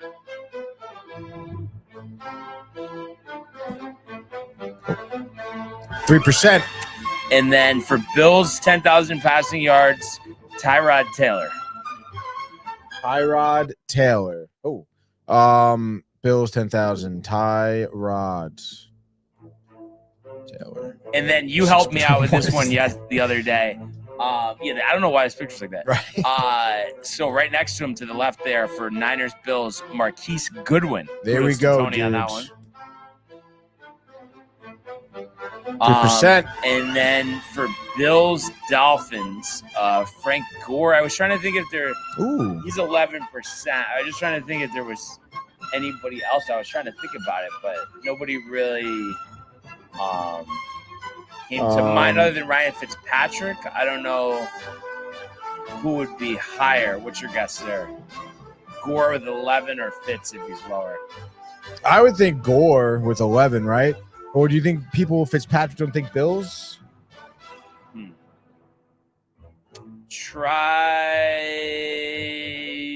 No, go with Gore. I think Fitzpatrick will be higher. It's annoying that we won't get to know, but and then ooh, dude. What? Oh, sorry. No, I looked it up. Mike White would have been good for that. Oh, I didn't know he was on. He's on Miami now, I guess. He was on the Bills? I guess he was on Buffalo last year. Oh, I don't remember that. I know, right? Me neither, dude. Cards, Dolphins, Kenyon Drake. Cards, Dolphins. Kenyon Drake, 10%. And then the other ones I have aren't great, but I don't know also too if anybody has any suggestions, but we do have options. We already. Okay. Do Jake Plummer 10,000 yards. Thank you, Josh. 8%, there we go. dude. There we go. Carson Josh Palmer's B, 24%. dude, getting in there. And then, so I don't have Dolphins Bucks. I know there's guys. I'm just blanking. Wait a second. I just saw something. Am I thinking of something or not? Are you thinking of something? I don't know, dude. No, I don't think Michael Clayton ended up playing for the Dolphins. Oh, there are guys. I didn't know you were cheating over there. I'm not cheating. No, I'm just because I don't know, but I'd rather look it up and then tell you. So help you with some hints, maybe. I don't know. Yeah, because there's a guy here who has the same last name as you. Well, it's Barnes. It's not Barnes for which team? I'm looking up for Dolphins Bucks right now. Dolphins Bucks Barnes. Yeah. Oh, he's from Tom's River. Khalif? No. New Jersey. Not Khalif Barnes. Played a year with the Jets, 2007. 5 games, 3 starts. I don't know who this guy is. He's a wide receiver. Nah. Oh, wait, no. Wait, not receiver. Oh, this is receiving yards. Let's see. Where does he play? Oh, he plays fullback. Jesus, fullback from Tom's River. Went to Rutgers. Yeah, I mean, I don't know. Jeff Garcia, 17% for Bucks. Is there any Bucks Niners? I don't know. I mean, you think it's football? 17% okay, or?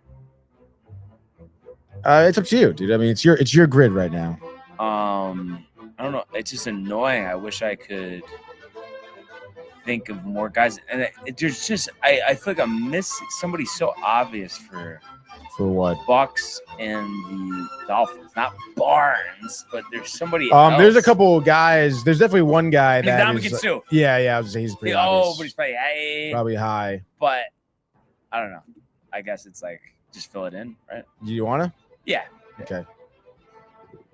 NDAM, 37%. And then Jason Pierre-Paul is also on the list. It looks like. Okay. He's playing for Miami this year. Bucks and Niners. Yeah, I have Jeff Garcia. Bucks, Niners. Thinking about other quarterbacks for the Bucks or the interesting. Niners. You could think defense. Defense active? No.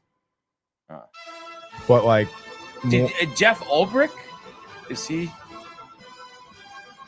I mean, like, you want me to tell you? I'm saying, did he play for both teams or not? I don't know for sure. Oh, okay then. Yeah, I don't know. Is it somebody that I definitely know or no? Yeah, the guy I'm thinking of on defense, definitely. What defensive line, secondary? Secondary. Like, arguably the best in his position at the time. Okay, so it's not Rondé Barber. It's not Dion. Akib to no. When did he play? Oh, he is active right now? No, not active. Retired in 21. Okay. As a buck. 21 is a buck. Yes. His best years, arguably, was not with either team. What team? Seattle. Okay.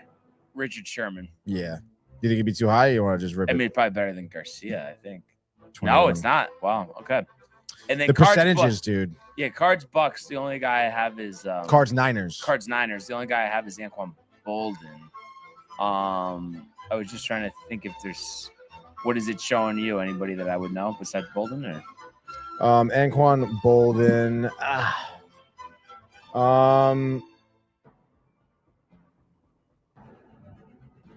Not really, I guess. No one really of note. I mean, we guess. could just do Bolden and then just do one more grid. Yeah, just do that. Is that what you want to do? Yeah.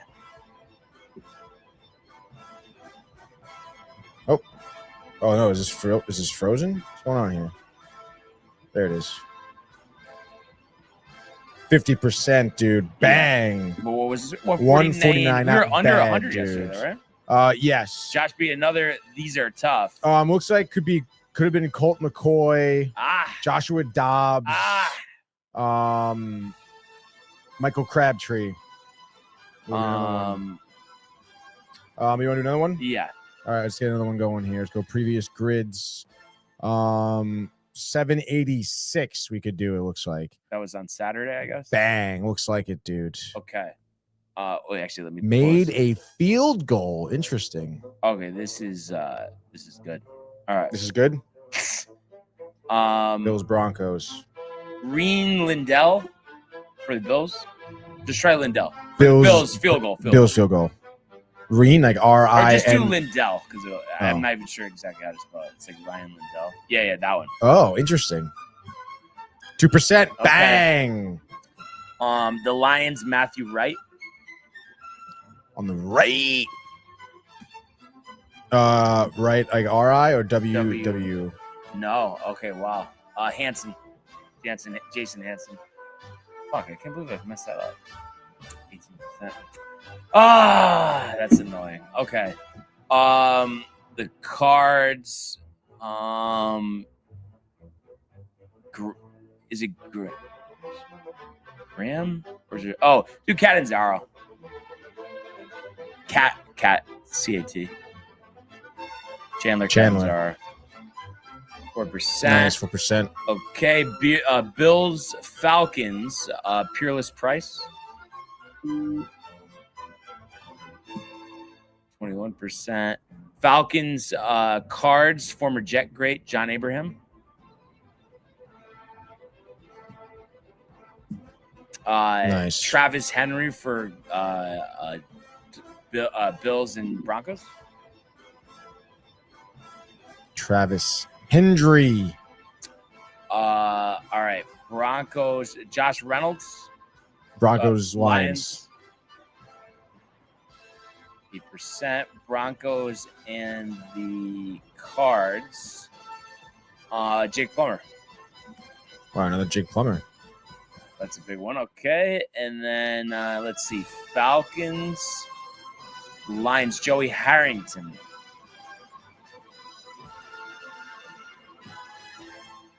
What was Harrington? 20%. Hey, let's go one more. Let's go one more. Because that dude. was like just. That was tough, dude. All right, 85, baby. Okay. Ryan Grant, Packers and Commanders. Okay, 5%. Okay, for the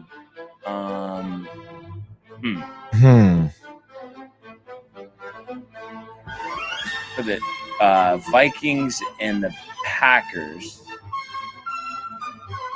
I feel like they're. Who am I thinking about?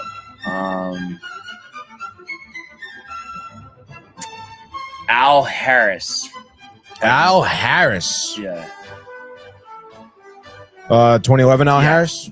No. Okay. I was thinking about somebody else. Great. Sounds like a football grid. All right. So the 10 touchdowns. Do Sterling Sharp.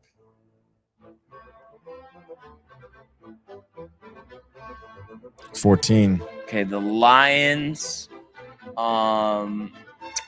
Do Hawkinson. Hawkinson. Oh, Ian. Yeah. Okay, here we go. No. No. Okay. Do Brown and jeez, wow. Okay. I'm just jumping around here. The Niners. Debo, Kittle. No, do Jerick McKinnon, Niners, Vikings. Oh, Niners, Vikings. Jared. Yeah, McKinnon. Just do search McKinnon. MCK Yeah. or MAC. MCK. All right. IN.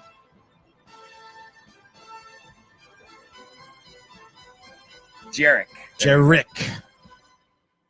6%. And bro, what Barry Sanders?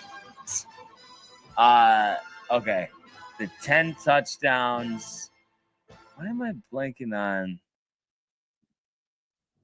Here, just go back to it.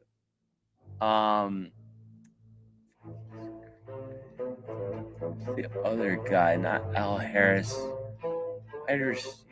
Running back. Oh, I guess just do Aaron Jones, whatever. The good's fucked anyway. For Vikings and Packers. Okay. Washington.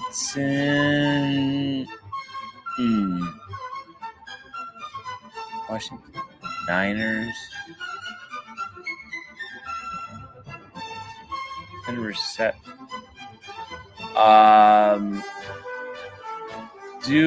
Let's see, Niners.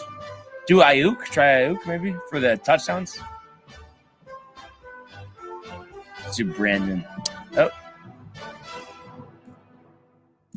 No. No, dude. Talk about it like swinging and misses. All right, well, do fucking for the Lions. Do Brown, I guess. Piss me off. Or Laporta. I don't think Laporta. I guess you could try Laporta. Okay. Wow, someone There we did. go. Finally something. All right, and then the Niners. I was just trying to think of somebody besides Jerry Rice. Do Terrell Owens. What was he? Was probably a lot.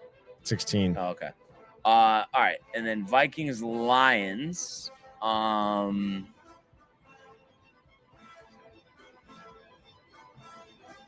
Niners. Lions. Let's see. Vikings Lions. Ooh. You're just going? Yeah, this is correct. There's a quarterback. Active? No. How long ago? We're talking retired in 05. Mostly Dante played. Culpepper? Yeah. Mostly played for the Vikings. Okay. Also, Terry Bridgewater would have been a good Teddy. name. Bridgewater. Teddy, yeah. Not Terry. Let's see. The Niners. Or the Lions and the Washington. Any like recent ones for those two? Let's look at I'm looking at Niners Washington. It came with this quarterback. Actually, there are definitely a couple quarterbacks you would know. Active? No. None of them are active, actually. None of them are. Oh, Alex Smith. Yep, that's it right there, dude. Okay, and then Colt McCoy also, dude. Deebo Samuel also. okay. Lions. And then I don't think it's a quarterback, but is it like a running back, a receiver? There's definitely a running back who's in there. Running back, active? No. Oh, Adrian Peterson. Yes. That's who we're going with. All right.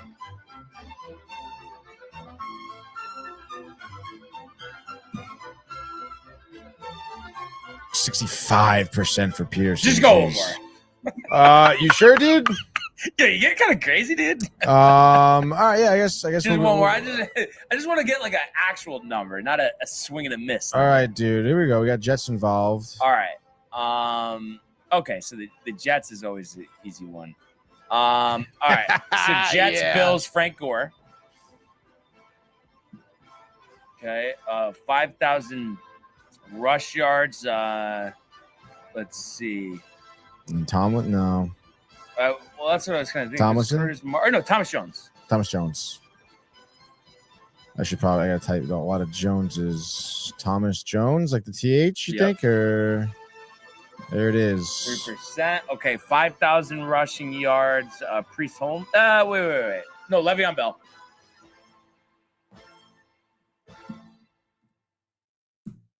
And nice. then Edgerrin James for Cardinals. Edgerrin? Yeah. Like ED. Just do James and it'll probably come up. Oh, yeah. Not a lot of Jameses, I'm sure.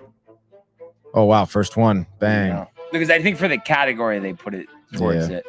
Okay. Okay, the Jets, Texans, Ed Reed. I feel like that's going to be high? No. Low? 14. In between, I guess. Tyrann Mathieu, Texans, Cards. Come on. What the fuck, dude, with these names? No, because it's Matthew. No. It's Mathieu. Tony, there you go. 7%. Oh boy. Okay. Tyrann. Okay, so Chiefs, Bills, Chiefs, Texans, Bills, Cards, running back.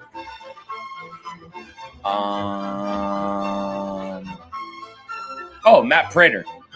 The Bills, Cards. Yep. 23%. Okay. Okay. So the Bills, Chiefs, Texans. Chiefs, Texans. Oh wow. Okay. I'm looking at Chiefs, Texans. Hopkins. Chiefs, Texans. DeAndre Hopkins. That's what you want. All right.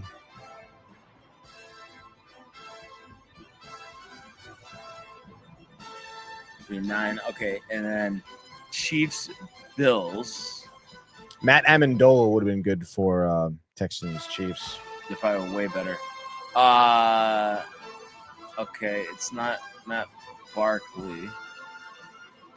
I'm trying to think like somebody washed that they like the Chiefs brought in or something. Is there a bunch of actives or recents from what you see? Or I'm looking it up right now. Let's see what we got going on. Sorry, I just gotta try to get to it, dude. All right, players.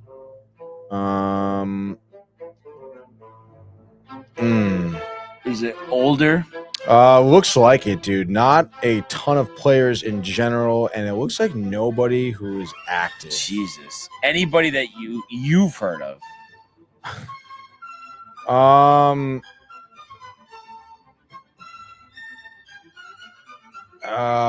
Still looking, still going. Not really, dude. What the fuck? Kidding me? Are you fucking kidding me, dude?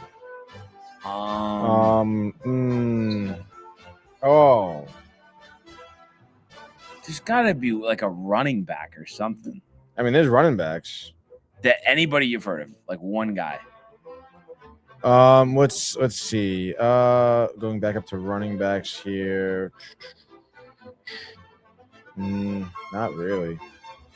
I really want to get this. Right, like who the hell is this guy? This guy's from the 80s. Is there can we get anybody even from like the early 2000s? We got somebody who retired in 2020, it looks like. 2020. Played with Tampa. That was his final year. Okay. Before that, 2019, played with the Chiefs. 9 Tampa. starts. What position? Running back. He looks like he was drafted by the Eagles. 2nd round draft pick out of Pittsburgh. Yeah, I don't know. Yeah, I mean, I guess he had 11 years in the league. Drafted in 2009. Did he have a 1,000-yard season? Multiple with the Phillies. Multiple with the Bills. Okay, so the Eagles. Oh, McCoy. Yeah. All right. What was the score? 39%. 179, dude. And then Josh just saying like that, dude.